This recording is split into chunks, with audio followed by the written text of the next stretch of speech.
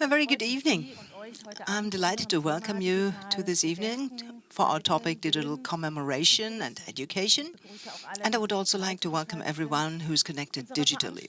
Our event is taking place as part of the Education in Motion series, with which the Foundation EVZ aims to share with the public some experiences and findings from projects funded under the Foundation's Educational Agenda Against Nazi Injustice program. The aim is to address a specialist audience and the interested public. The Foundation would like to stimulate discussions and debates on current issues relating to National Socialism, injustice and education, and integrate its position into current discourses. I am Leonore Martin, specialist at the Foundation, and will be your guide through this evening.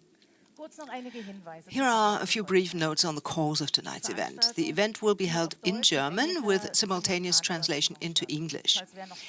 If you need headphones for the translation or have technical problems with the headphones, please contact 2 Covalent at the back left of this room. We will first hear a short keynote speech, then talk and discuss with 3 guests for about 1 hour, and finally we will have 30 minutes roughly for questions from the audience on site or via the live stream. Remembering the past plays a central role in our individual and collective self-image. In times of digitization, the question therefore arises as to what opportunities digital media offer to actively and participatively shape remembrance processes. The EVZ Foundation included digital projects that conveyed memories of National Socialism in education and communication in its funding portfolio relatively early on, even before the coronavirus pandemic in 2018.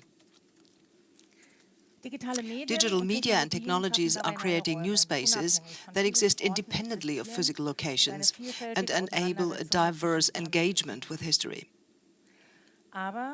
But the technological possibilities are also changing the culture of remembrance. Media can be easily produced and distributed, and as a result, the culture of remembrance can be expanded to include new perspectives, which may as well compete with official narratives under certain circumstances. The mixing of use and provision of content can be described as a central characteristic of digital remembrance culture. And we have digital games, which are playing an increasingly important role in historical education. They can be used to acquire knowledge and skills and enable new approaches to history.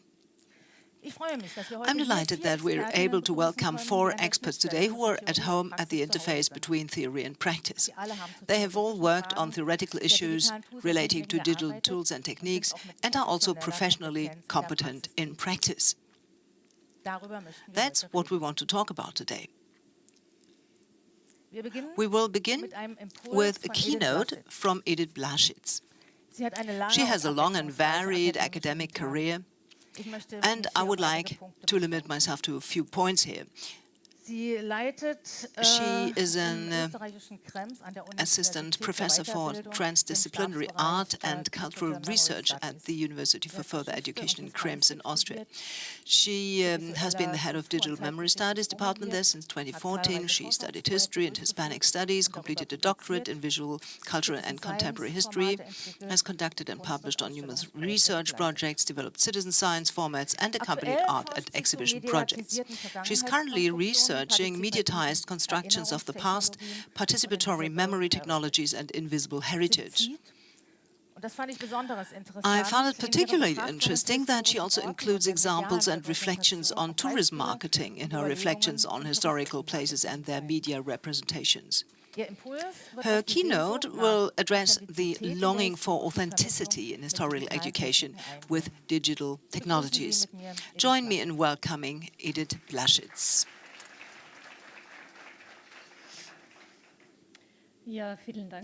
Well, thank you very much for this friendly welcome, and also thank you to you for being here despite this massive competition of the football game, Germany against Hungary, to look into remembrance rather than sitting in front of the screens out there. Well, today I would like to talk about the connection between historical imparting of knowledge, digital technologies, and authenticity. Authenticity, a highly thrilling word I will mention a few times. Starting from memory and heritage institutions such as museums, archives, or memorials, as they are professionally involved with new approaches and often play a pioneering role. Such institutions, provided of course they have the appropriate financial resources, now use digital technologies holistically. Their online presence and associated social media channels are used to provide supplementary or didactic material and communicate with the interested community. Digitized artifacts and documents are available for free use or can be edited by interested users. Collaboratively or individually, they tag documents or transcribe texts. They mark locations relevant to the topic on digital maps and upload their own research results. Also, digital and physical spaces are being connected. Visitors become co-producers of places. Photos taken in a museum or memorial site and shared not only in private channels but also in travel and rating portals shape the perception and also the memories of a place. The touristic gaze becomes the digital gaze.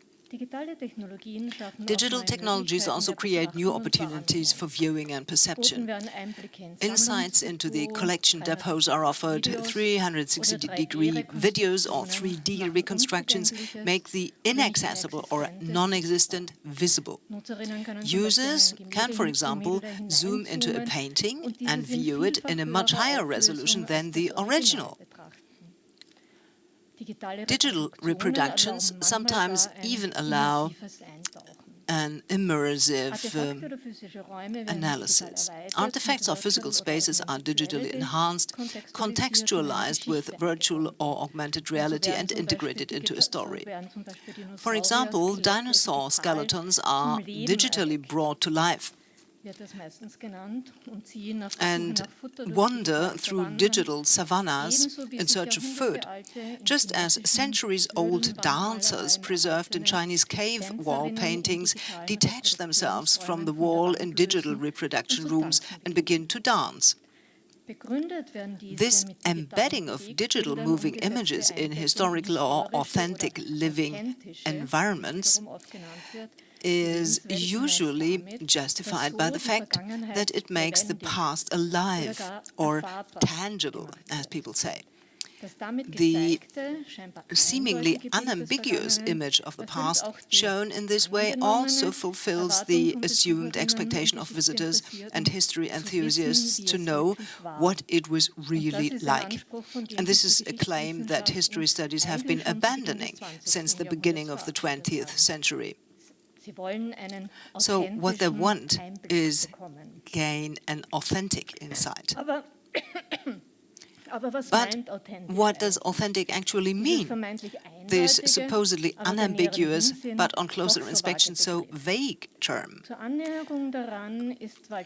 Walter Benjamin's definition of the aura of a work of art, as opposed to technical reproductions, is helpful in approaching this. Benjamin, in his essay written in exile in Paris in 1935, named presence, uniqueness, authenticity, and history as the auratic qualities of a work of art, characteristics that can also be used to describe authenticity.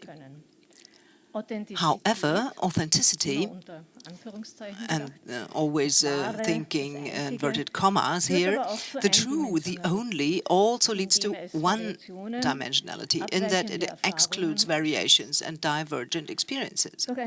However, an authentic experience does not necessarily have to be genuine. Back in the 1970s, Eric Cohen found in the context of tourism that visitors also accept staged authenticity, which is recognized as such. Similarly, a US museum survey came to the conclusion that it is sufficient for something to appear authentic in order to fulfill the visitor's expectations of authenticity. Augmented reality or virtual reality apps that reconstruct history often go one step further, and with slogans such as "Step into history" or "Take a journey through time," offer the prospect of supposed immersion in historical layers of time, your own testimony or your own experiences. Such applications are particularly popular at the scenes of historical events. After all, these are also regarded as authenticity mediators. The historical scene combines with the digital images to create a personal perception, and then also becomes one's own memory. It is no coincidence that the popular time travel motive is toyed with, a central topos in the science fiction genre since the 19th century. With reference to our popular cultural knowledge, images of memory technologies are evoked in science fiction novels or films. The fulfillment of the longing to overcome time and space with the help of technologies such as time travel machines, implanted chips, or memory databases. This old dream is a promising business area. It is not surprising that the US company Niantic, which became famous for developing the augmented reality game Pokémon,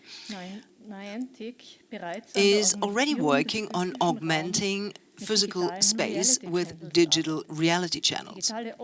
Digital overlays are to be placed over the physical world so that fictional and historical worlds can be experienced together, be it the world of Sherlock Holmes, Star Wars, or Blade Runner. The potential for education and culture is also huge, according to Niantic CEO John Hanke. And how do historical mediation, memorials and museums that deal with the history of Nazi terror, persecution and extermination, and which also feel committed to education and responsibility, how do they react to all these new tech-supported possibilities? Traditionally, there has been great concern about trivialization through mediatization and fictionalization, commercialization, insensitive handling, and misuse. In the past 10 years, a remarkable shift towards digital forms of communication can be observed, at least in areas that are under our control. In addition to the pervasiveness of everyday life in society as a whole and the associated adoption of digital practices, this willingness to experiment also has to do with the drastic caesura we are currently experiencing. Contemporary witnesses who have been central guarantors of authenticity and truthfulness in recent decades will soon no longer be available. New authenticity educators are therefore being sought to enable the presence of historical events and experiences and reference to them. The idea of using digital witnesses to replace the authenticity of the disappearing generation of contemporary witnesses was therefore an obvious one. I believe every one of you knows the Holocaust survivor hologram first published in 2014 of the USC Shoah Foundation in the US. This was an important, albeit not uncontroversial, source of inspiration. Based on discussions about the consequences of the spatial turn, the Bergen-Belsen Memorial was also a pioneer almost 10 years ago in the development and use of an explorative augmented reality app that reconstructed demolished barracks and made them accessible on the site. With increasing temporal distance from historical events, remembrance practices have to make more and more of an effort to remain relevant in the present, according to Geoffrey White, with regards to memorial sites in Normandy that commemorate the Allied landings in France. Also, economically relevant centers of remembrance tourism. New points of attraction are being created. Now, these include, according to Geoffrey White, effective technologies, that is, technologies that aim to create their own sensory experiences. A visitor enthusiastically describes his visit to the Dead Man's Corner Museum, where a D-Day experience is offered. He writes, experience history close up. You can do that at the D-Day experience. Experience a virtual flight in a crashing C-47 or experience D-Day in a 3D movie theater. Fantastic. Unquote. The fact that even Holocaust institutions, at least their communications departments, could not escape the attraction of presenting their own supposed testimony in the euphoric years is illustrated by an augmented reality app from 2016, which navigated users through Amsterdam and promised that they could see Anne Frank's Amsterdam as it really was. Or I Walk, which spoke of a direct window into the past. Again, a very clear image of the past. Now, with a view to the examples mentioned, does it make sense to ask whether media and digital technologies are suitable for generating authenticity and truthfulness? Does the aura migrate from the original, as Bruno Latour and Adam Lowe discuss, to the reproduction, because the latter can be viewed in better quality and is thus inscribed in the collective memory? Or does the aura at least spread to digital reproductions, because it creates a better connection to the viewer through immersion and accessibility, as Sarah Kinderdine argues? Well, in the end, this question is not really helpful. A digital contemporary witness, a digital environment, will always remain recognizable as such, even if an initially new technology is usually attributed a special effect. A look at media history shows that the fascination or concern about a new medium, a new technology, and its presumed effectiveness, and what they mean with new media is an entertainment novel, a film, comics, or the computer. The older amongst us might remember the slogan, "Computers make you stupid and fat." That was a slogan at the beginning of the 2000s. So sooner or later, this new medium or the concern disappears, and sooner or later, new media find their way into everyday practices. However, this does not mean that digital media cannot be used profitably to create reference to and engagement with sensitive historical topics. After all, they allow insights, making imaginable processing connections and networking that are otherwise not possible. It therefore makes more sense to ask how media, technologies and spaces, whether digital or analog, can be used or combined in a meaningful way. It is important to ask about the respective added value. Which medium, which technology, which practice has added value for which goal? Initial references, initiating interest, further discussions. Also, considering the question of what resources do I have? Be it fictional films, digital holograms, virtual reality spaces, playful approaches, archive sources and photos, collaborative online platforms, or augmented reality visualizations that make a place imaginable. And of course, everything in the context of what is presentable, irrespective of the medium that I use.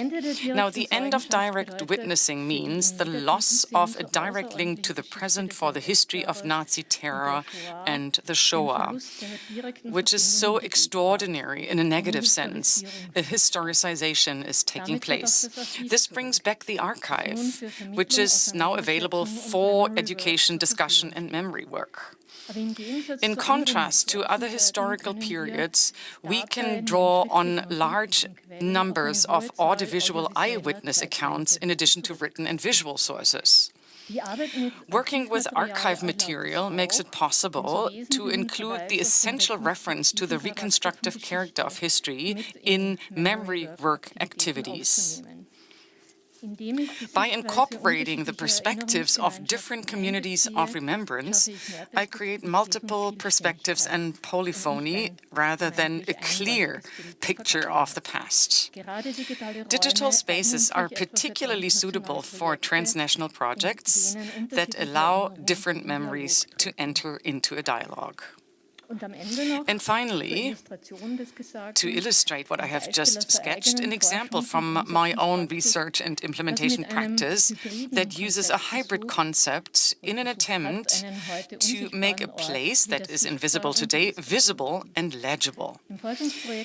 In the research project Making Traces Legible in the Nazi-forced labor camp Roggenhof-Pulkow, we, between 21 and 23, looked at a former quarry located near the small town of Pulkow, which is in the north of Austria on the border with the Czech Republic.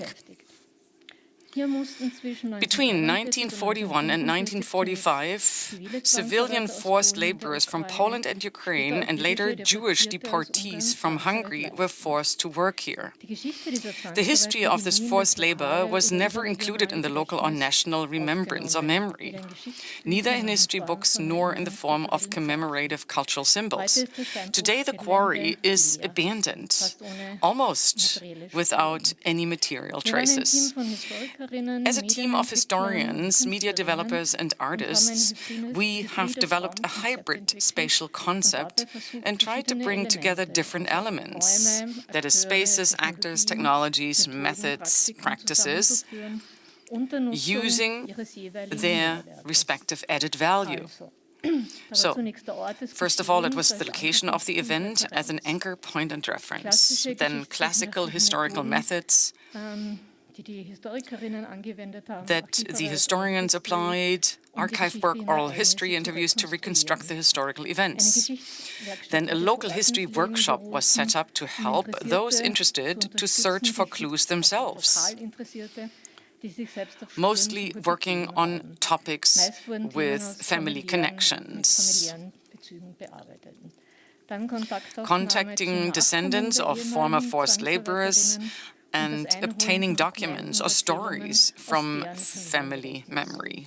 Then the use of digital technologies. On the one hand, the implementation of the collaborative online archive, Topothek, was initiated. This is now very well established in Lower Austria. Many places have this now. And it is managed exclusively by local teams, which is very important to you because this basically feeds sustainability and guarantees sustainability. So exclusively local teams manage this collaborative online archive called Topothek, and they collect photos, not just of the quarry, but historical photos and documents in general of the city of Pulkow and the region. Last point, the realization of two artistic projects. These were digital projects. They include a geo-referenced app that uses the developed materials to make narratives from different time periods available directly at the abandoned quarry. These were audio files and images. The aim of the hybrid concept was to combine the different elements into a common social fabric. We call it assemblage. That means no one element was in the center of attention, but rather the facilitation of joint social action, with the aim of making this forgotten place visible and legible again from different perspectives. Thank you very much.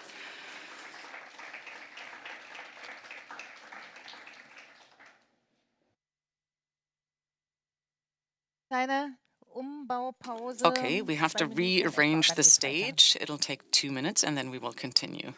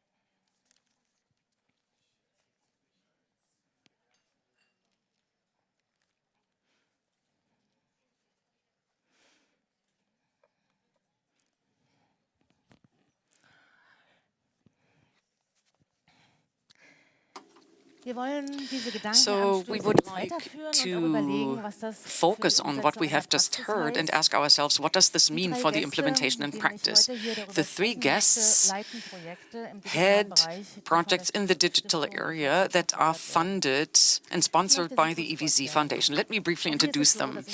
Here I would also limit myself to some brief information. It is Katalin Krasznahorkai, and she is an art historian, curator, and author. She completed her doctorate at the University of Hamburg on land art. She has curated numerous exhibitions at the interface between art and contemporary history, for instance, the exhibition on artists and secret services, which was awarded Exhibition of the Year 2020 by the German section of the International Association of Art Critics, AICA. She is currently program director at the Brandenburg Museum in Potsdam. There she is the curatorial director of the project In Echt, ? Virtual Encounters with Contemporary Witnesses.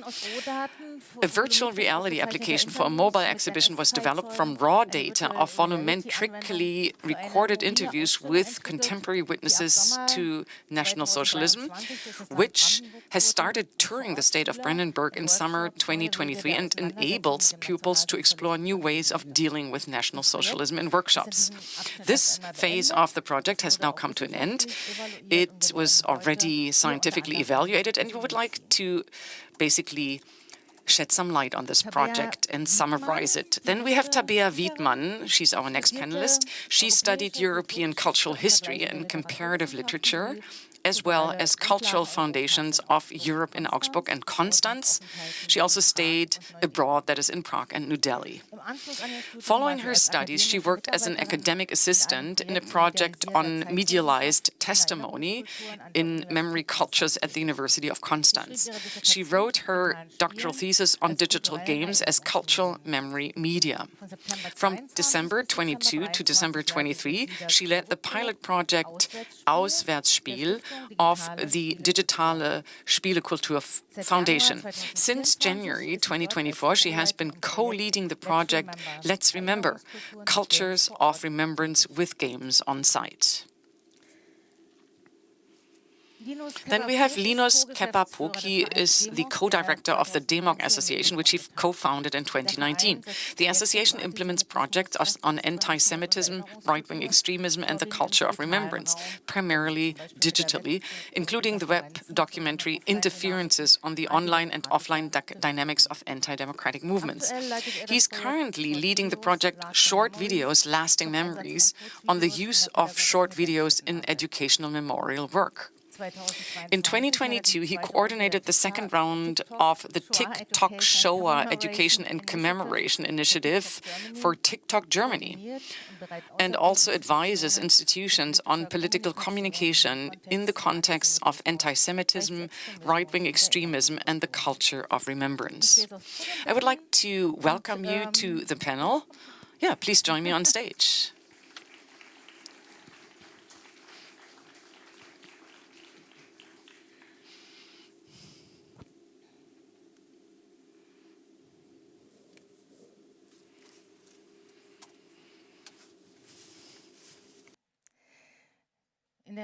Okay. Yeah. In this slightly less than 1 hour we've got for our conversation, I would like to actually address 3 points. Number one, I would like to talk about the status quo of digital commemoration and education, in each case from the perspective of the format that you also represent here today. Furthermore, we should talk about the conditions under which digital remembrance can be made participatory and ideally also sustainable. And as a third point, I would like to venture an outlook on the future. Now, with my first question to all 3 of you, I would like to follow up on Edith Blaschitz's keynote and ask all 3 of you, how can digital media make it possible to visualize and relate to historical events and experiences when contemporary witnesses are no longer available? What possibilities do digital media offer to keep the memory of National Socialism alive and make it accessible to a wider audience? So, would you please begin? Yes, thanks so much for the invitation. Sorry for that. I was indeed highly pleased about the keynote of Ms. Blaschitz, because these are exactly the reflections she sketched we also had before our project, because the project is called In Echt. Really, this is what it means, with a question mark. And we actually used that question mark as basis when we thought about what spaces of negotiation, so to speak, we want to create for a new kind of remembrance. The question that is over 100 years old with Walter Benjamin, but obviously still very present. So this presence was a fundamental question, because we knew that the digital presence will also stay digital. Still, these spaces we were able to open with this project in virtual reality, in connection with the analog presence we built in this virtual reality, were indeed an experiment which was open-ended. And we wanted to test not whether the virtual reality and the witness of the time in this reality is authentic, but rather whether this situation of encounter, which you can have with a living witness of the time, can be at least somewhat reproduced in reality, and what the value added of that is, namely of such a technology which is still very expensive and time-consuming. So why do we actually need that presence in the virtual space with a witness of the time? And we then indeed reached a positive conclusion after 2 years, when, as it was mentioned, at many public spaces, small spaces in Brandenburg, we were able to test this situation. And our conclusion was that this experience of virtual reality can never stand by itself. A pedagogical embedding is definitely needed, both for adults and also for young adults and also for pupils. And What is also needed is an analog space for talking. So these were two very major findings in this project.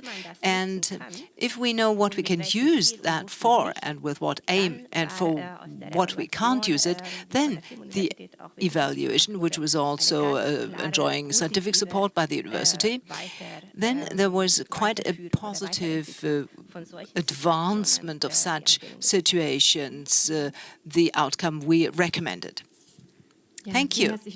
Yes, thank you too from my side for inviting me and allowing me to participate. Thanks for this thrilling keynote. I made many notes, especially also the term of authenticity. I believe in all digital media we will look into it a lot, especially in the context of games. And this is what I and our project look into.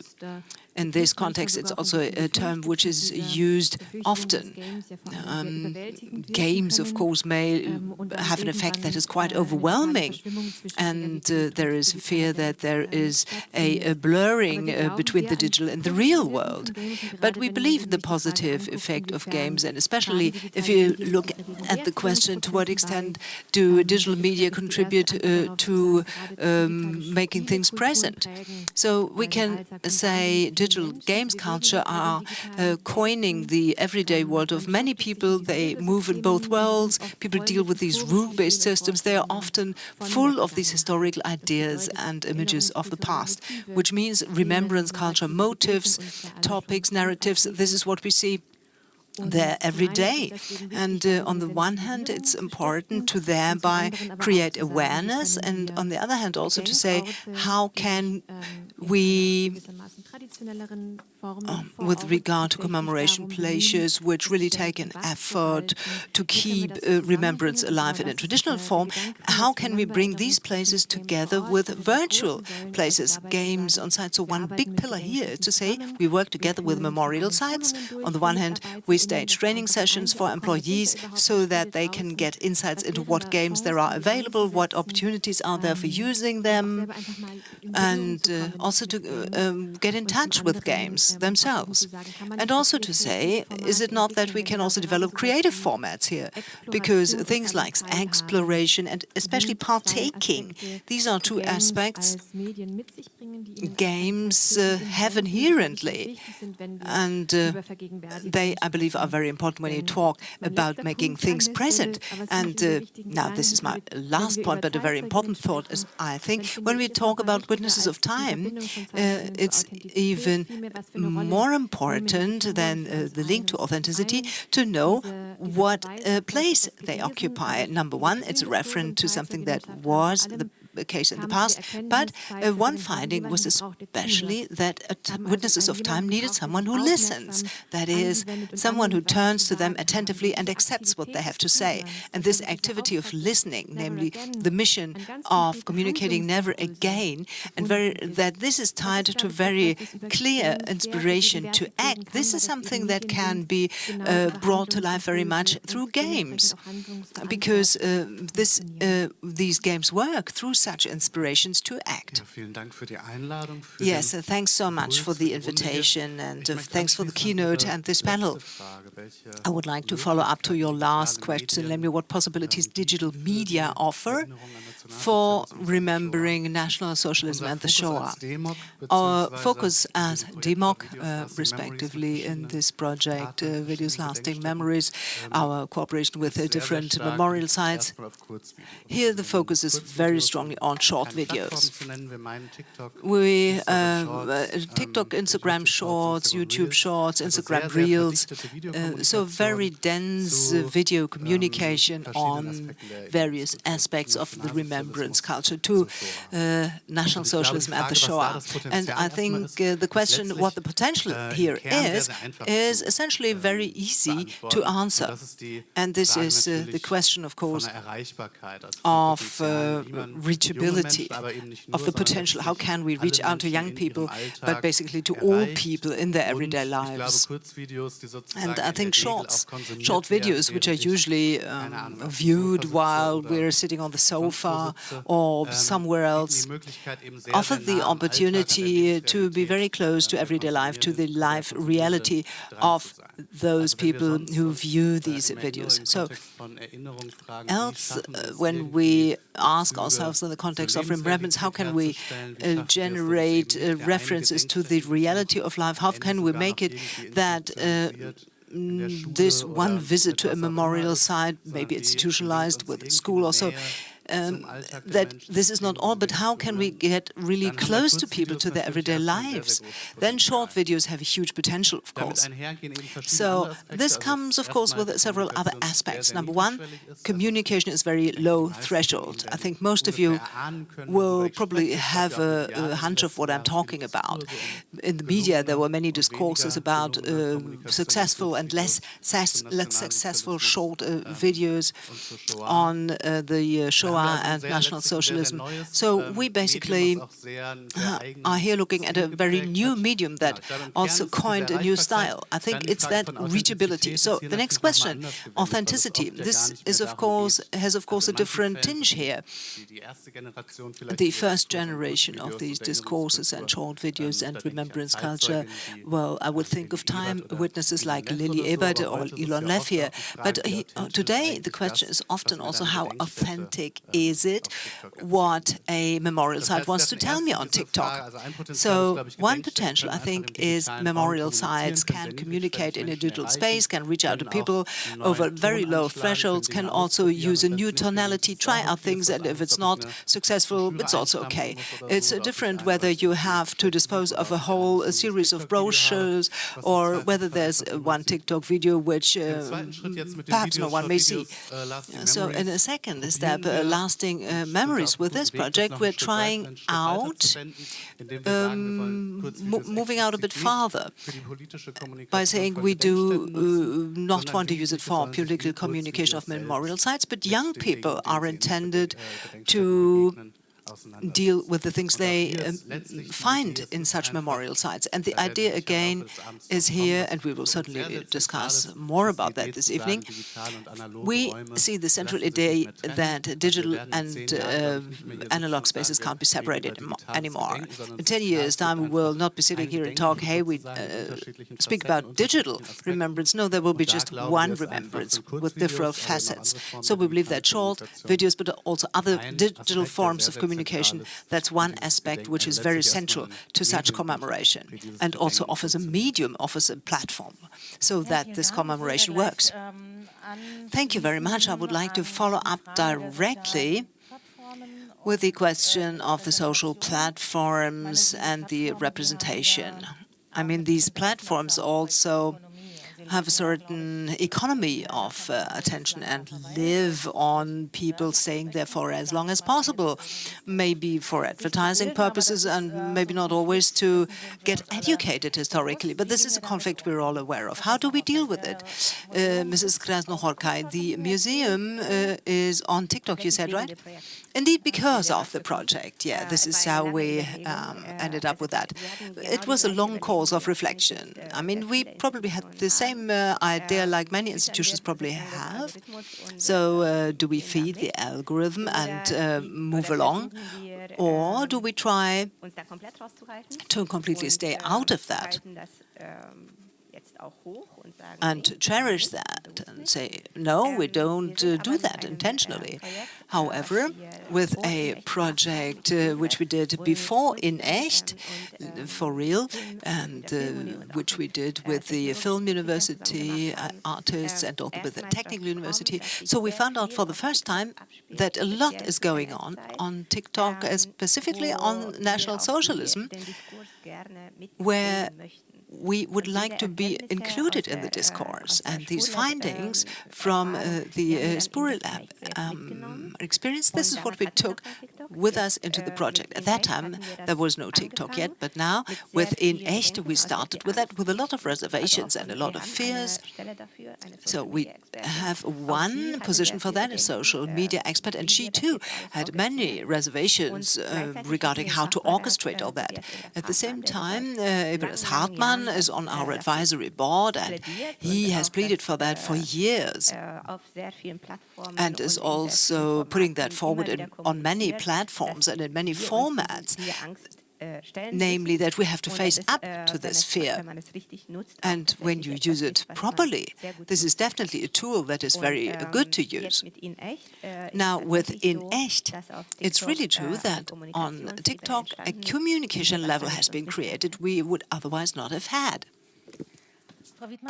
Ms. Widmann, what about the Foundation on Digital Gaming Culture? You're very active on YouTube, I know this. Are you also active on YouTube? And if yes, why? Or why not? Well, we have not yet entered TikTok, but we are now on Instagram. I know we're a bit slow. This is rather modest for our foundation, but at the end of the day, the question that we are asking ourselves is, where can we place content in a reasonable manner, and where do we just produce vacuums? And this is just normal in the universe of games. It's not just the act of gaming.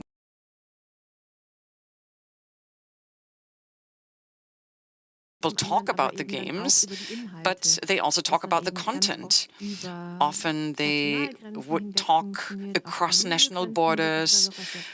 They would also talk across religious borders, which is also very productive, but we have also experienced that these are unmoderated spaces, or spaces that are not moderated enough, and there is no remembrance perspective included. So in other words, these are spaces that are organically growing, and as they are very vivid and very dynamic, well, people use them, and I have the impression that very often these are mirror spaces where social developments amplify, like in a microcosm. And we as a foundation say we try to be a bridge builder. We try to say, okay, we try to maybe sketch or create a context, or people who can create a context, we try to get on board instead of trying it ourselves and contributing to filling these spaces ourselves. Okay, Mr. Kebba-Pook, Ms. Widmann just talked about mirror worlds. Does the digital and analog worlds, with regards to radicalization, communicate with each other? And if so, how? Well, what is valid here is like for remembrance culture. I would also argue and fight for saying that these spaces, if we don't look at what we do ourselves, but if we look at what do the others do, who also try to shake remembrance cultures, what do they do, these anti-democratic developments and movements, how does radicalization work? Well, for us it is very important that we can not just continue along these dividing lines. We had an interference project also funded by the EVZ Foundation, and we looked exactly at this for 2 years. What is the connection between anti-democratic movements and others? How do off and online worlds communicate? And one starting point was a small observation.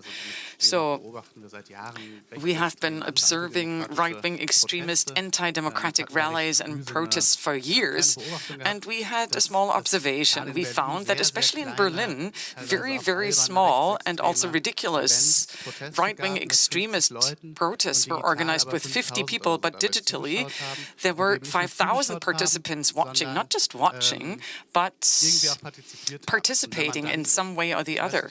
And I don't know, I studied theater science, and it's always totally crucial what you learn in the first term. The play itself is a unique event, and everybody will participate. Even a person in the audience coughing participates. And if you have this in your head, then it doesn't work anymore to talk about such an event and say 50 people took to the streets and demonstrated. The 5,000 that attended the event online who write in the screener, hey, go there, or like with the storm of the Reichstag, go 100 meters further, the police chain is open there. I mean, they also have to be considered part of this whole hodgepodge. And to figure out what intertwinements there are is what it comes down to. You just mentioned the intertwinement of analog and digital, how significant it is in the area of education. So this is an interesting interface that we have to look at. We have to make sure that we reach people sustainably. And of course, this is not just an issue for us. This is not just an issue for people who do remembrance work, but this also refers to anti-democratic movements. Some take a very sophisticated approach. I mean, there are these conspiracy supporters. I have the analog event, for instance. I'm being hugged, especially during the pandemic. I'm jumping up and down together with others on the street. It's very physical, very authentic. And at the same time, I can attend, or I can talk about this event digitally for 2 weeks without hugging somebody. Thousands of people are happy to be able to participate in this event digitally, and to accept this, and as a next step to understand the intertwinement is very important, because what happens elsewhere is that you say there's one report that says thousands of people were watching, and then you have journalists that also took to the streets or attended the event on the road, and to focus on this interface, I think, is what it comes down to. Thank you. You were just talking about reaching out to people. Let me pick this up and turn it into a different direction. Ms. Krasznahorkai, let me ask you, what is the impact on the emotional side, the emotions of the users? Yeah, this is also one of the core issues of the project, an empathy machine. This is what it was called by Steffi de Jong, the historian, but it was also discussed controversially. So empathy, we feel positively. For us, it is a positive emotion. And she pointed out that empathy can also have other implications. So, in virtual reality, this presence, this physical presence that you were talking about, the performativity of virtual remembrance is being lived, not cognitively or mentally, but physically, in the body memory, kind of. And to turn this into an empathic situation, which can also be totally overwhelming for people, you also have to see that. And we were thinking about breaking this impact down, lowering it. So we chose the following scene in augmented reality. We didn't want to copy anything close to reality. We took another situation that was based on the question of how do these settings emerge. And this is a white cube. Kurt Hillmann, one of the contemporary witnesses, called it a white sky. And it is a very challenging situation. So you're sitting in this white cube with 36 cameras around you alone. This is where you're sitting. And then within exactly 60 minutes, because every minute costs a lot, you have to tell the story of your life. And this is a totally artificial situation, speaking of authenticity and being close to reality. So this is not a dialogue, this is artificial. These are situations that we wanted to reflect upon. That was our intention. And what the contemporary witnesses told us, this is what we wanted to focus on, not on the technological professionalism. I mean, of course, you also see in this virtual reality that there is technology still at the beginning. So you have still imperfect technical issues, but the presence, and we could analyze this, resulted in much higher emotional intensity when people really encountered themselves, not mentally, but emotionally, when they encountered themselves, or each other, rather. Ms. Widmann, do you see any parallels to games in this? Yes, absolutely. Especially the question of empathy is very crucial when it comes to games and gaming. There is a fear, there is this immersive moment, immersing into something, which is always overwhelming. Kate Nash, I think, phrased the term improper distance, and she also applied it to the VR context, the AR context. And when we talk about games, this is absolutely relevant because digital games, and this is the huge potential, i.e. to give gamers a certain leeway. I see myself in relation to the event that I'm dealing, that I'm playing, and it can be very empowering. At the same time, we have to critically challenge what is the situation that are being offered, the situation that I immerse myself into empathically, not just with my own avatar or character, but also when it comes to the characters that I am meeting. And we always have to ask, is this still proper distance? Is this a position that we are allowed to appropriate? To what extent can we enter? To what extent do we have to say we need proper distance? We have to step out and understand that this is a purely technologically created setting which is based on numbers and algorithms. At the same time, however, games also, well, let me put it differently. We have learned that many games, especially if they perceive themselves as a medium of remembrance culture and try to deal with these topics responsibly, focus more on systemic approaches, on rules. They say this might solve problems, and it is not so much about showing empathy and identifying with a historical figure. No, they try to say, to what extent have certain causalities created something or led to something? Am I confronted with action dilemmas? What kind of experience is this? And these experiences have to be made tangible. And I think this is very valuable, and this can be achieved by games. All right. Ms. Widmann, I have another question, a follow-up question for you. Please give us a few examples of a successful implementation of these strategies. So this was also an issue earlier. You told us yourself that you talked to staff of memorial sites, people who are not really experts on gaming, but who do educational work, basically. So which games were particularly successful or were particularly well received? It really depended. Now, if we start the workshop, then we normally see critical views or very poor knowledge, or this fear, oh my gosh, I could be overwhelmed, oh, I don't know whether games isn't a step too far. And then we often have games, especially from the indie sector, games who are so-called serious games to communicate knowledge, in other words, and we let people play. And then in the end, we come together, and then people say, oh, I would have expected even more. I would have liked to do even more. I had to read a lot and swipe a little bit. And this is actually pretty funny because we see, okay, there's a certain eagerness to do these things, to play.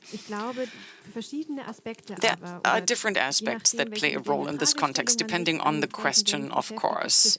So there are very positive examples, quite a few. We often use Attentat 1942, Assassination 1942, an educative game. So as a grandchild, you are supposed to figure out whether the grandfather was involved in the assassination of Heydrich, why he was put into a concentration camp after, and contemporary witness interviews are simulated. And I can ask questions, and I can choose how to interact with my counterpart to try to find out more about my grandfather's life. And this is just a space of experience. I notice, aha, I have to listen to my counterpart. I have to ask empathic questions. I can't just, bulldoze my counterpart and ask, hey, did you betray my grandfather? Because then I wouldn't get an answer. You know, these are spaces of experiences that are close to oral history, to remembrance work, and you can test and experiment all kinds of different things. Another game, which is more a strategic game, is Through the Darkest of Times of Paint Bucket Games, a Berlin games studio, and in this game I am managing a Berlin group in civil resistance.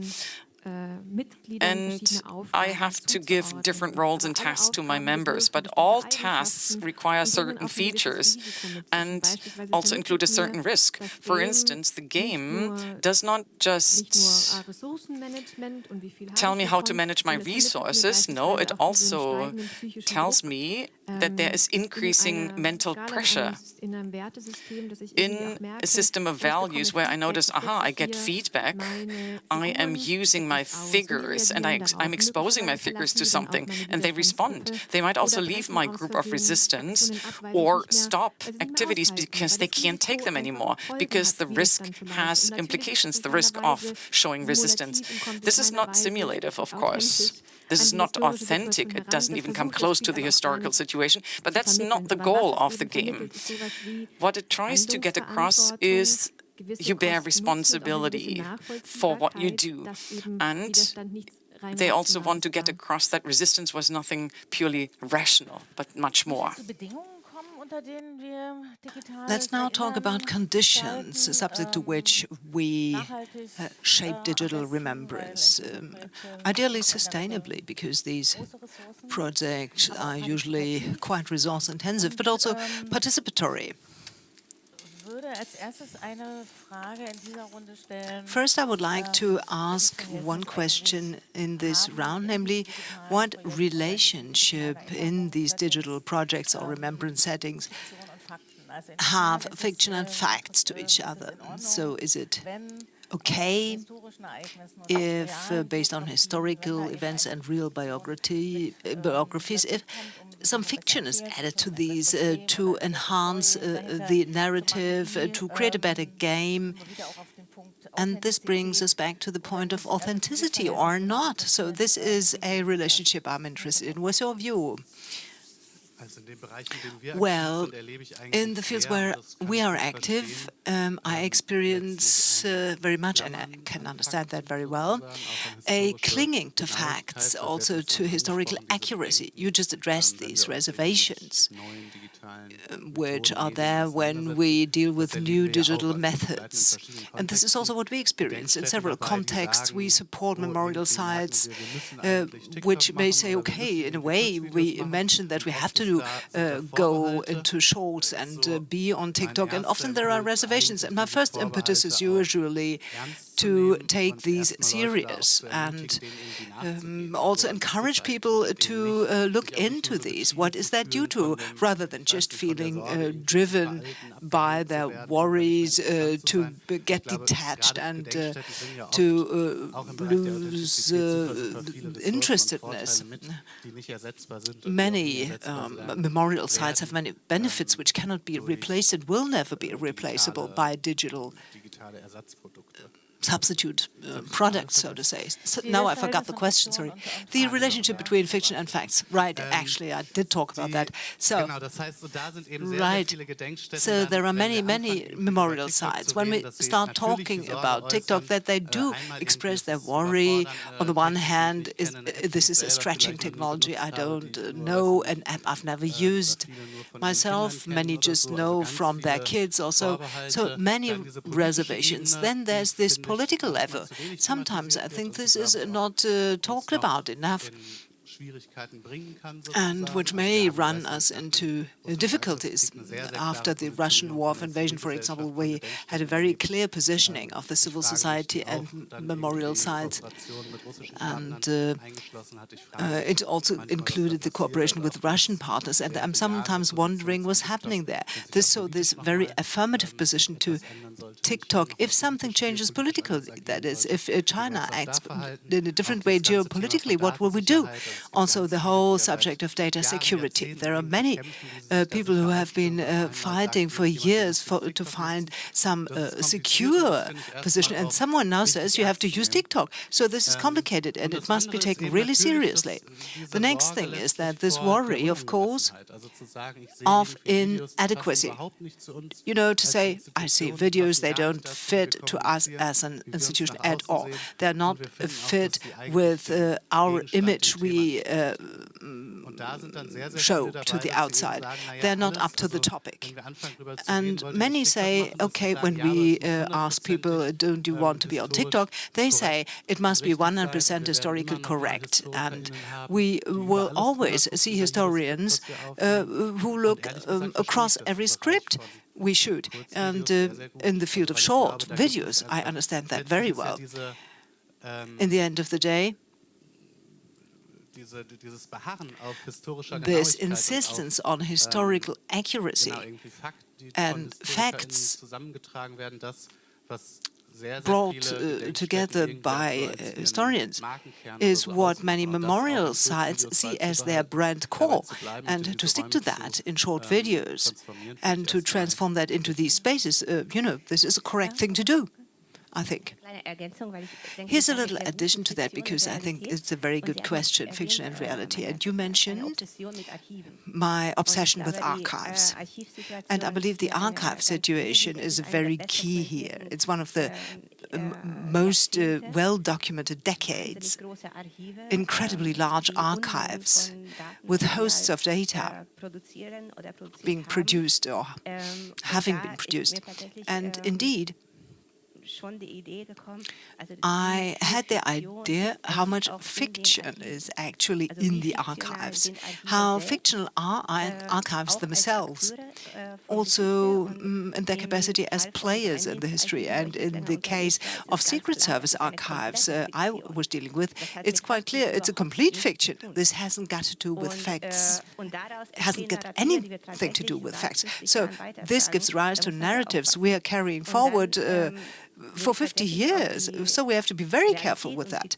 And reality and fiction, the relationship from archives on National Socialism commemoration, I would also be more careful with that. That is, in certain archive constellations, what character is inherent in them. Thank you. And fact and fiction for games. On that, please. Well, I had to smile because this obsession with historians which support projects, this is indeed something which was very dominant in the games production, especially in the context of putting onto stage the Second World War, which is quite popular. But arguments were used, like we had military historians here, and this tank looked as it did look, but the narratives in this game are then really not historically accurate, but a bit falsified. And this is very interesting how fiction and facts can also be modified.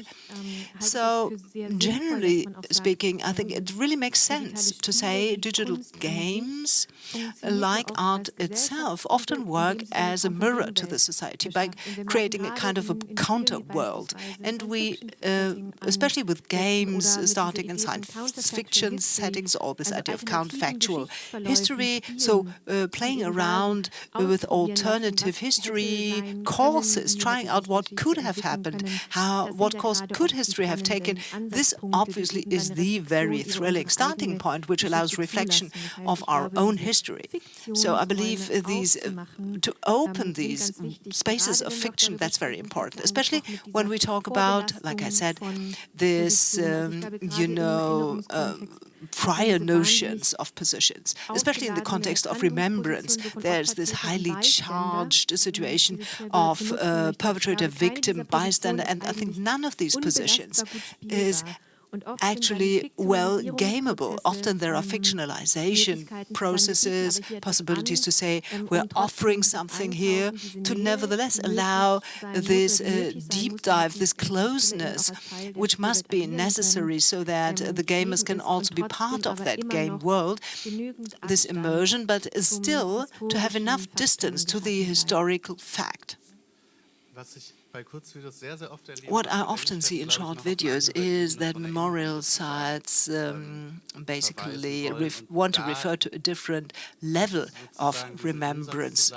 And the approach to say, so I understand what you're saying, but whatever we think are facts, and often this is certainly a rigid adherence to, and as soon as you start to scratch a bit on it, there's always an emotional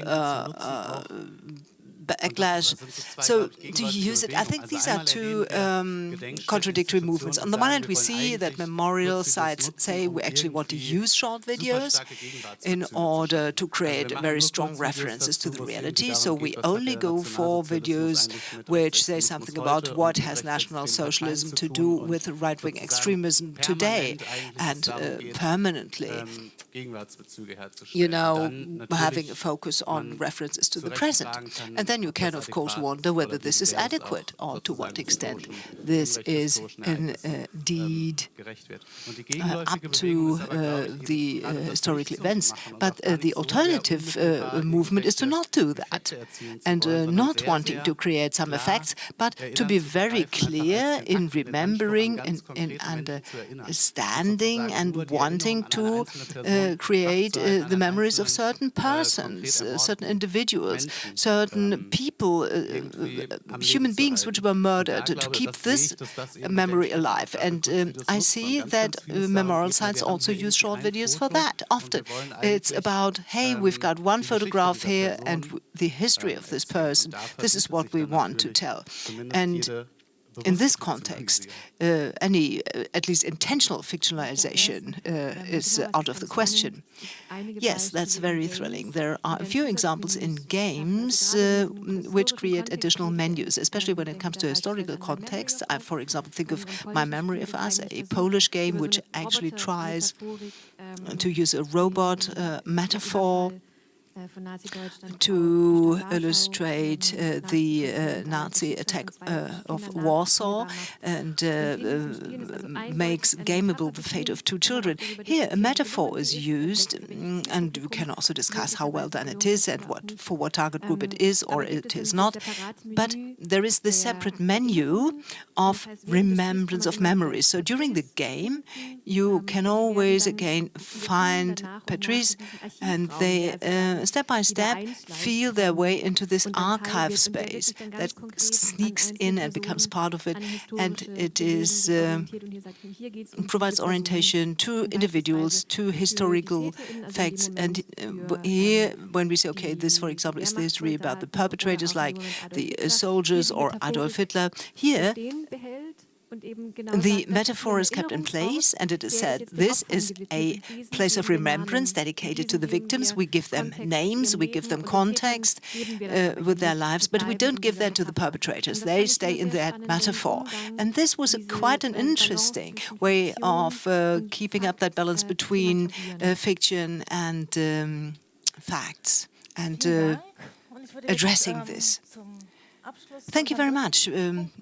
Before we conclude, I would like to move on to our third point, an outlook to the future of remembrance, namely what you as practitioners would wish to see. I think of cooperation, support, formats, and would first thing like to start with a question about the media skills, media literacy of the users, especially in your project, Mrs. Krasznahorkai. You started out to show VR experiences to young people, pupils in Brandenburg. Always we assume, okay, these are young people, they're familiar with these VR goggles, and this is not a problem. No, it is a problem. No, it's not. So, in fact, many things we assume about so-called young people in this project is different. It turned out very different. So the vast majority of 1,500 pupils we had in this application and our pedagogic program, the vast majority wore VR goggles for the first time. So this was not something natural to them at all. And this gaze control, this is what we decided for in order to make navigation as easy as possible in the real world. And this was indeed very important because originally we thought, okay, they know this, and this is why they can do that with the controller and so on. But this was not the case at all. And the second thing we found surprising was that after this first experience, I put on the goggles and I'm then in the space, etc. This enthusiasm with tech, this affinity, this was over very quickly, and the focus very quickly went to the content. That is, what really could be taken from the interviews. And we were nearly overwhelmed. I mean, all places in Brandenburg we selected, also very different places within the state of Brandenburg, and they had very different access offerings to cultural propositions. And we were booked out in every place. We could have done more had we had the resources. And this showed that this entry through the VR, that is, you can put on VR goggles or whatever, this did work. But this was the door opener. Role we often have discussed. So this first point of access, this worked very well, this entry point, and tech being used for that. But at one of the stations there was a book where comics and the biographies of the witnesses of time and other books were displayed, including literature, and this was nearly as well received and intensely absorbed like the VR experience. In this combination, suddenly this table with books became incredibly interesting after the VR experience. Book table, interesting. Ms. Widmann, media literacy. I mean, it plays a huge role also when it comes to gaming and playing games. You conducted these workshops at memorial sites, and what's the situation there?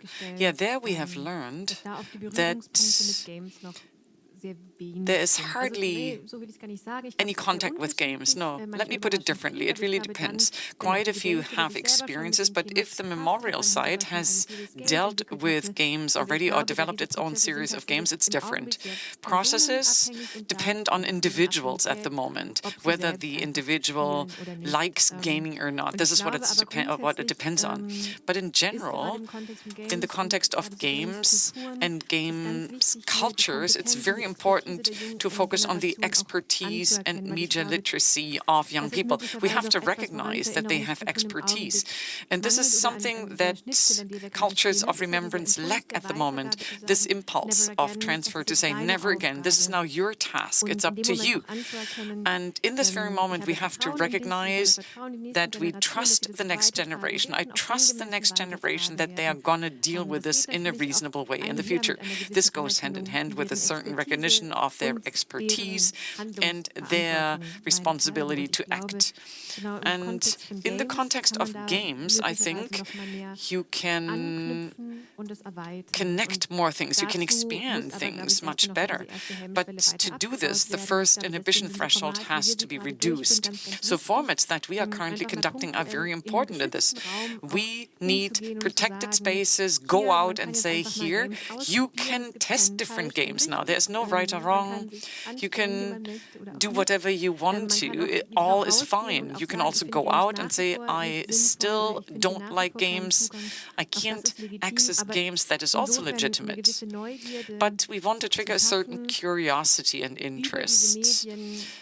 So, to establish contact with young people through these media, and ideally to find teachers that are courageous enough and say, okay, I trust your competence and I like learning from you. I trust your expertise, so that this learning is happening at an equal footing, because we need this transgenerational dialogue at the end of the day, because this is what remembrance comes down to. So media literacy is not just like, I know how the device works. No, it also includes the embedding, the comments, the contextualization. What about young people when it comes to media literacy and the projects that you manage? Well, I think it is very crucial what you have just said. It comes down to trust, especially in the context of visits of memorial sites. I mean, let us focus on the visits of the memorial sites first. So it still happens that people say, for instance, well, young people say, we travel to a memorial site, to Mauthausen concentration camp, for instance. They have a very good, strong TikTok presence with Marlene Böckinger. Marlene is in charge of the accounts. She is very present. Many teenagers go there and say, well, she also offers tours, and they say, hey, I have seen you on TikTok. 30 minutes ago, I have seen what you're doing on TikTok. The teenagers find this cool, this influencer role or whatever it is that this person holds. So this is one thing. And then the question of divisibility. So students go to a memorial site to visit the memorial site, and of course, yeah, they also deal with the TikTok presence. And another reaction in memorial sites is that guides say, well, as soon as the teachers leave the gate of the memorial site, or no, enter the memorial site, teachers say you're not allowed to take photos, you have to put your cell phones away. There is this authoritarian limitation of media. And you would only have to take a small step back and ask yourself, why? Why can't young people take photos at a memorial site? And I think it comes down to trust, missing trust. And often it is fed by insecurity. And it brings you back to the question of how adequate is the culture of remembrance in general, also as regards previous generations, where we don't say, oh, the Gen Z does not remember events adequately. Another point is this, media literacy. I mean, you can also, or you should also not presuppose this with teenagers. There are very different access points, different positions with young people. For instance, what do my parents say? What is financially possible? What kind of technologies do I have? Instead of presupposing you come to a memorial site and you can all take wonderful TikTok videos. That's nonsense, but some people do and think this. When it comes to the comments, well, I don't know. I think I have a similar view. I would not say that young people are less competent, have less competence when it comes to this compared to others. And one last point in this context, when we talk to memorial sites, this is often a point which is part of their concerns, to say, oh gosh, we take one video and then we get 200 comments, but we don't have time to deal with these comments. Nobody can respond to them. I take this seriously, but to then say, well, at the end of the day, it is a complaint about too much feedback. I mean, normally you are happy if you get 200 thoughts after a tour of a memorial site, but here they say, oh, it's too much. We can't do this. We're not going to take any video. And I think this is an imbalance. To accept these spaces is what it comes down to. And then you can say, okay, we do not have enough time. And if we can't answer all of the reactions, we can't. But you should be happy about feedback. I'm totally convinced that we should not avoid feedback, or to say these are inappropriate comments, this is why we're not using the platform. That's the wrong approach, I think. Did you want to say something?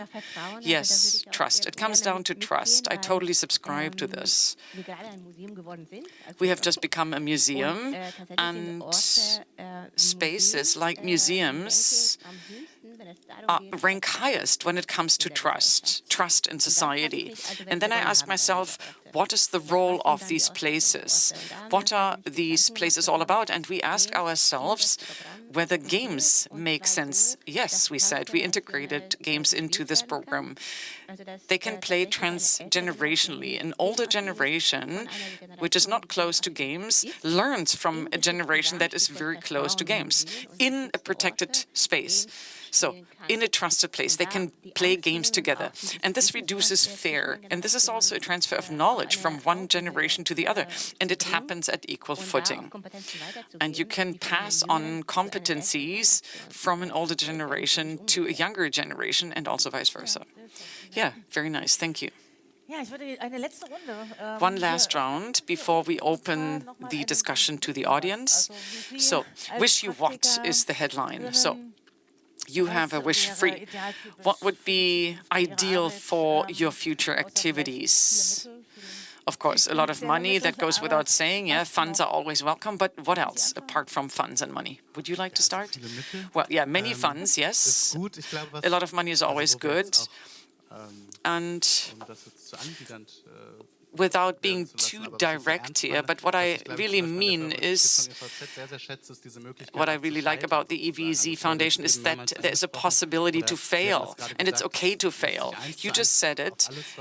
Everything can be translated into short videos, but you can also try games and then say, okay, this is nothing for me. This is nothing for me as an institution. That is totally okay. And this is something that I would like to share with you when it comes to digital communication, in particular when it comes to short videos, so that you can say, yeah, let us try this for 2 months. Either you produce the videos yourself, and then you can also say, no, that's not ours.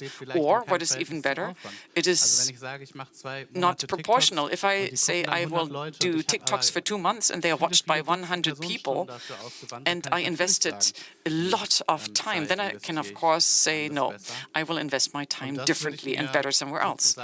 And this is something that I would wish to see from the sponsors, but also from the people who do it. Please be open to testing things. And you can also fail and bring different competencies together. When we started with this short videos project, we had a media workshop, and it was just about bringing expertise together.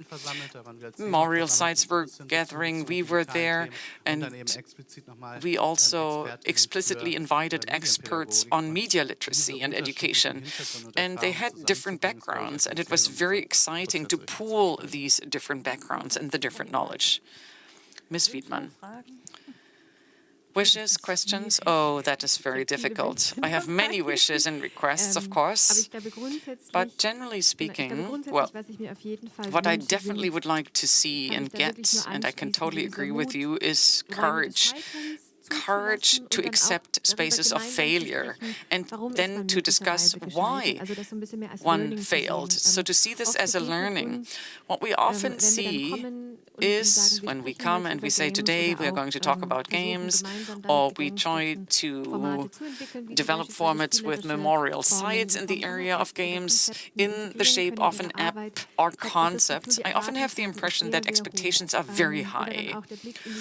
Or when they look into the games landscape, they might be disappointed that there is nothing out there that can be used for a specific purpose or goal. And it would be nice if people were more patient, if they had lower expectations.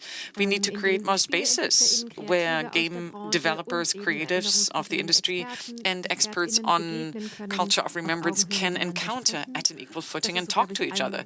I think this is one wish that is very close to my heart. We have to encourage each other, go down paths together, test things together. And then another aspect is impact research. In the game studies, this is very important in general, and also in our context, it is very crucial. And it brings us back to what was said in the keynote. Very often, if allegedly new media enter a discourse, a lot of impact and effectiveness is expected from them. And this is what we observe.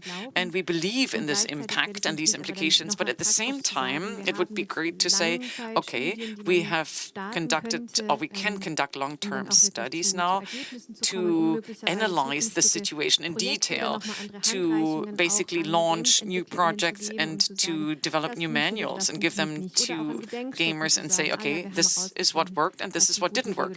Or to tell memorial sites, this is a good path and this is a bad approach. And we very slowly enter a situation where we can say there are enough impulses to observe a situation for a longer period of time, and it can be 5 years. So in those 5 years, we should be patient. We give us the possibility to fail in those 5 years, and it's acceptable. So we are talking, or we should talk longer perspectives in order to come up with high-quality statements.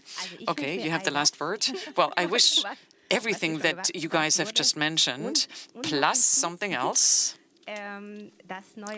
I want to see new knowledge structures, and they should be made transferable. I'm thinking about knowledge production in art and in other cultural areas that fit or can be better integrated into these scenarios to make sure that new groups of perpetrators and victims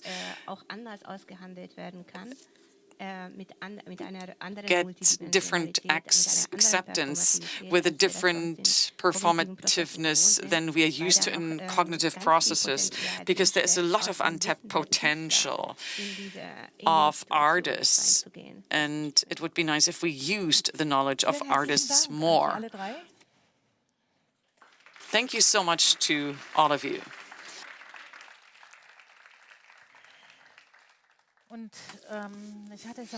I said it already at the beginning. We now have about 30 minutes left for a Q&A with the audience. So we can accept questions from the offline audience here, but the online audience can also ask questions. Please raise your hand here in the audience, and our colleague has a roving mic, and he will come to you, and you please speak into the microphone. Those who want to ask digital questions, please type your questions into the chat, and Sophie Ziegler will read out your questions into the room here. So, welcome. Here's the first question or comment. Thank you also from me. I've got two questions. Firstly, I stumbled over your saying, well, we had a video which was not well done. It was scrambled. So what is then a well done, a successful video?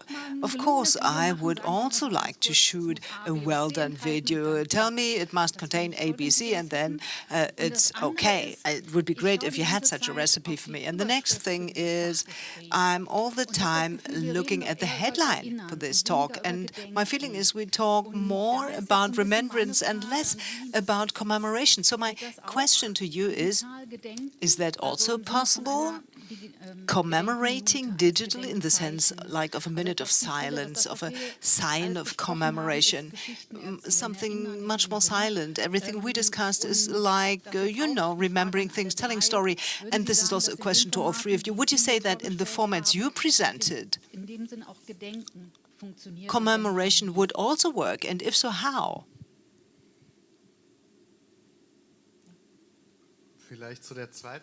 Well, as to your second question, if I may, because this is a bit easier to answer probably, I believe this is very, very difficult. At least I can't immediately think of any successful examples, and I'm now just talking about the field I have a good impression of, like short video platforms.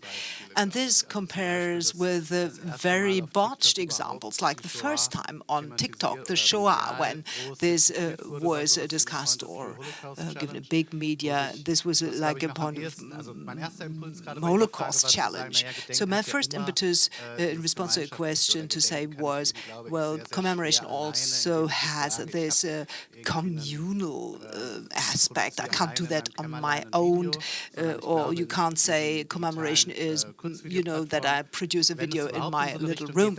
So if this is anything, then it is about common campaigns or action via hashtags, for example, and to say, let's create a space of commemoration together.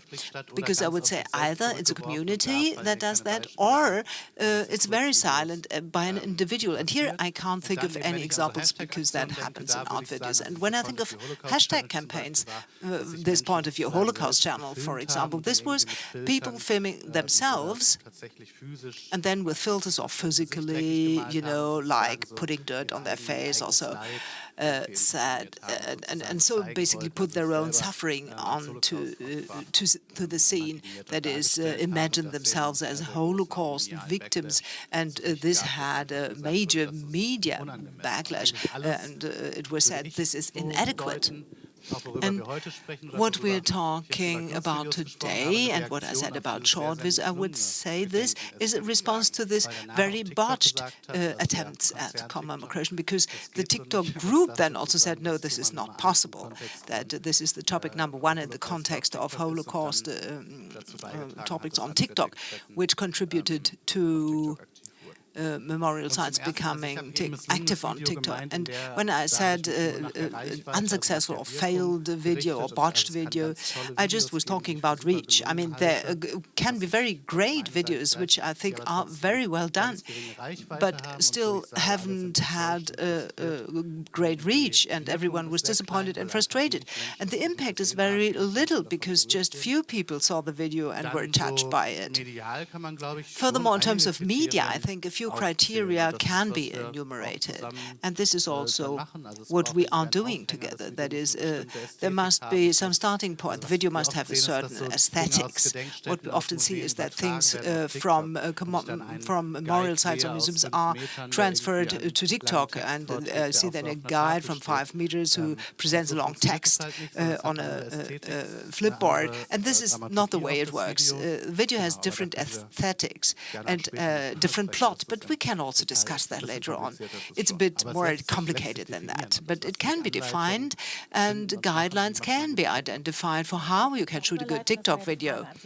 Okay, and this was, of course, a question to all three of you. Can we pass that on, please? Well, I think this is a very, very good question. Thank you very much for this point, because I think in the term of remembrance, this is often flowing together, whether we talk about remembrance as something transgenerational, where most different people also have an exchange about and via cultural productions and take that further, or whether we talk about educational remembrance, which comes with an intention of imparting knowledge, or about commemoration also as a kind of grievance work. So at the moment, I believe, games are very much in the infancy, or digital spaces in themselves, because generally speaking, digital spaces are not particularly good at giving such emotions a platform. This is my personal impression, but it's still very much a bubble that is characterized by euphoria, like, hey, we are together, and where, as I believe, not many gestures and expressions were found for things like expressing grief or commemoration. I know there are several apps of, for example, these stumbling stones or living virtual candles. You know, when I saw this stumbling stone, and also when others left such, how these candles grow. I think also Nordhausen has something like the virtual space of remembrance of names, commemoration of names, where those people died in the concentration camp get a name. And because they don't have a space in that place, they have a virtual place in that space. And this is also a way of commemorating. But I think exactly these structures very much depend on the fact whether I, as a user, can get detached from that situation. In the end, I'm sitting in front of a technical device, and it's still difficult in gaming, I think. On the other hand, we also know this as part of the games culture, especially in such multiplayer online games, that communities do come together, and that in these spaces, parties are held. Sometimes people marry, but there are also things like ceremonies of commemoration and shared remembrance, be it that you remember something in this game's cosm, but also that players died, that there's commemoration of these people. And those people partaking in that experience this as a space of shared grief and getting together, which would not be there outside the gaming world. So I think there it does work as part of the culture. The possibility I see is that one could find more spaces of expression, especially not in the context of the culture of remembrance. This has not yet been created, but possibly here too, where remembrance and gaming cultures merge more and can learn from each other such spaces could be found. So I would like to leave it in place with a question mark. But this is an incredibly important impetus. So many thanks for that. Yes, thank you too for this question. I think the role of witnesses of the time in the institutionalized and ritualized culture of commemoration of the two Germanys of the past 70 years. So this was roughly the question, and where we are now, probably, this has of course changed a lot. Also, the role of the witnesses of time in the ritualization of commemoration has changed a lot. And at the moment, we're of course at the climax as far as the acceptance and presence of witnesses of the time is concerned. That is, I just saw Margot Friedländer, she's 102 today, is on the cover of the German Vogue magazine. This is the standing in the public that is witnesses of time have today. So the question how volumetric takes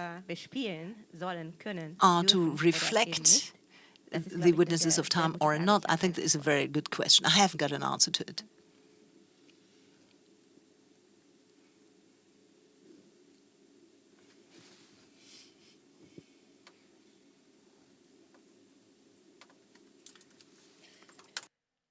I say to you, hi. Okay, I'll just try to say it loud, and if translation is needed, it's needed. I wanted to ask how... In das Mikro, bitte. It's needed? Okay. Thank you so much. I wanted to ask you about the content that you use. So how do you choose it? Because the narrative Never Again includes a lot of perspectives, also underrepresented, and perspectives of marginalized groups. So do you include it? Do you pay attention to it or not? And maybe a related question would be connected to the videos. It's about hate speech that is a lot present in the media. How do you encounter it? How do you try to solve it? Because as I understand, you mostly concentrate on the Holocaust topic, so maybe it's not too much of other types, of different types of hate speech, not like, it's not very diverse, but still it could be present. How do you deal with that? Okay, ich werde es kurz übersetzen. Okay, I'll try to summarize that in German. The question was about how you select topics. That is, what kind of standards do you set when selecting topics, and also when it comes to hate speech. What marginalized groups play a role, and what selection criteria do you have to present your themes? I hope this was sufficient. Hate speech, Mr. Kebba-Pook, maybe? Yeah, as to hate speech, there are very different strategies used by different players, and I think it's very important to think all this together with the resources the institutions have. Generally, I would have pleaded to say, allow comments, let people talk, and be pleased that there are people who are interested in the content in these topics, interesting for all of us. It's of course not quite as easy. There are of course trends where the mood in comment columns is toppling over so much, where we say, okay, I should not have published that video, then I would not have created that unfettered effect that is reflected in these comments on that platform. So you can dig into a lot of detail here. So the platforms offer different ways of handling hate speech. You can develop different strategies. Of course, you can respond to that. You can also argue against that. I think this is not so fashionable anymore these days, maybe rightfully so. On many platforms, especially TikTok, there are many comments allowed because the traffic is very high. In one video, for example, due to the algorithms, it can skyrocket and we are overwhelmed by videos, and there automatic filters can be set where certain terms are not allowed to are used in comments, to be used in comments and have to be released. Then there are tricks like, for example, a player once started a major campaign against anti-Semitism, and the first videos went out on Friday afternoon, and then the office was then staffed again on Monday noon. So this went very much wrong in this case. So there's one more point. When we talk about the Shoah, about the Holocaust, we, especially at the moment, have to do a lot with hate speech and with what would be called anti-Semitism. When I'm on TikTok and in my account, there's a lot of talk about Shoah and memorial sites remembering the Shoah. Then there's no video where there is no open anti-Semitism, and often also with relations to the present, like also the 7th of October and anti-Israel anti-Semitism. This is a problem we often have in many other fields too, with content. But the anti-Semitism, we see that very clearly when we talk about the Shoah. The selection of which witnesses of time, which voices are amplified, for example, through the very big input, also financially very big input, as far as the production of the volumetric videos is concerned. This was a very important project. This is not this project, but the predecessor project, which created that archive with 12 volumetric videos at the Konrad Wolf Film University in Potsdam. And the author said that they tried very much to also make voices heard from the community of the Roma and Sinti. As a video with a witness of time, for that to be included in the archive. But there were indeed very logistic and very hands-on problems. This was in the midst of the pandemic, and it was really difficult to have old people who not lived in Europe, in Germany, to bring them to the studio. Physical presence was necessary to make these interviews. And therefore, the selection is now really such that from this perspective, there's less diversity visible. But this is indeed due to these very specific situations of this footage. And in our project, we set very great store by formulating questions which are not prescribed by us in the project. But we went to a 9th form of a grammar school, and there we produced the whole scripts and the videos of all 12 witnesses of time and read them with the young people. And it were indeed these pupils who then formulated the questions asked to the witnesses in time. Thank you very much. Are there any further questions?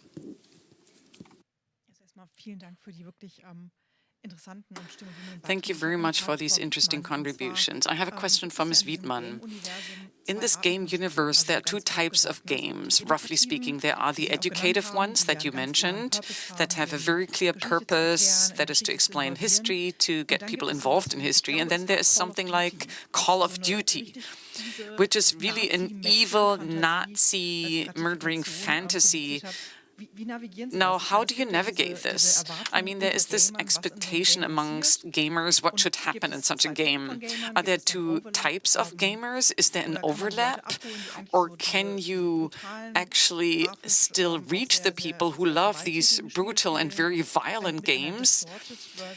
Can you maybe come up with a distorted version of history? How do you bring these things together, these people together? I think this is a huge challenge, isn't it? Hallo, hallo. Dankeschön. Yes, thank you very much. I don't think that there are, well, generally speaking, yes, I think there are different people playing different games. And somebody who loves Call of Duty or who is a friend of eager shooter games, who likes the photorealistic perspective, who loves the excitement of these brutal, violent games, I mean, who wants to basically shoot Nazis. And we can still approach them with educative series games. We try to communicate with our format. Well, these AAA titles, the ones that were produced with huge effort and a lot of money and thus have a huge reach, are the more impactful media because their offers, their narratives, their presentations reach a much bigger audience than the other ones. We distinguish between two methods. Series games is one. This is this educative thought, this educative approach, and at the same time we see a chance in series gaming. So what about game experiences of AAA gamers? Can they be contextualized and processed? So we try to reflect upon these games from the outside. And then these games can become very impactful and valuable media because they use stereotypes very often. They go into Nazi exploitation, they go in the direction of American narratives of the hero, of the Allied forces, etc. And through these remembrance super signs that have been consumed so many times, that have been reproduced so many times, and that we also find in other media.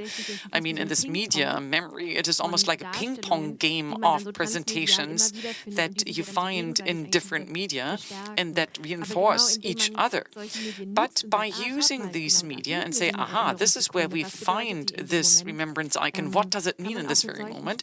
You, if you embed and moderate these games accordingly, can work very effectively and educate very effectively. But of course, this has to come from the outside. At the same time, we see that the discourse is changing. Call of Duty, you just mentioned. There was one title of that was launched in 2017, World War II, again, the World War II setting, obviously. This very standardized idea was being served, and at the end of the day, the game was almost like a re-performance of Saving Private Ryan, or something like Band of Brothers. So where meticulously everything, or these titles were copied. So film and literature are very significant sources also for games. But this game, in the epilogue, focuses on a labor camp and a concentration camp. And in this very moment, something happens in this game. You can no longer shoot, you can no longer run. So the soldier perspective is being lost, disappears. And as a gamer, you are forced to explore this space in a very different manner. You almost have to enter it while thinking. You have to walk through it and deal with the traces of Nazi crimes, at least a little bit. And in this very moment, it is a game which is part of a genre which was reduced to the events of the Second World War, and very often all traces of Nazi crimes and Holocaust were kind of swept under the carpet. And now they say we include this, and we are offering a space which is part of this campaign where people have to go through. They have to focus on the space. They have to document the space. And this is what is being focused on. So it's a totally different way of coping with space and figures. And I think this shows and testifies that games understand more and more that they are part of historical processes, that they are part of remembrance culture processes as well. And we hope that this will increase in the future and will become more dense, so that bigger studios will be willing to use the expertise of remembrance culture as well. Yeah, thank you. We are running out of time, but we have time for one more question before we close. Do we have an online question, maybe? Do you have another question, the audience? Okay, this is obviously not the case, so I would like to close and thank the three panelists for being here. Thank you also to the audience for your interesting comments and questions. Thank you to the interpreters. Thank you to the technicians. And we have a dossier on digital remembrance culture, which you can take. It is in German and in English, and it can also be downloaded as of next week from our website. So please return the headsets. Please stay for a chat here, but at 9 o'clock we have to leave the room here, unfortunately. So I would like to say goodbye also to our online audience. Thank you very much. Safe trip home.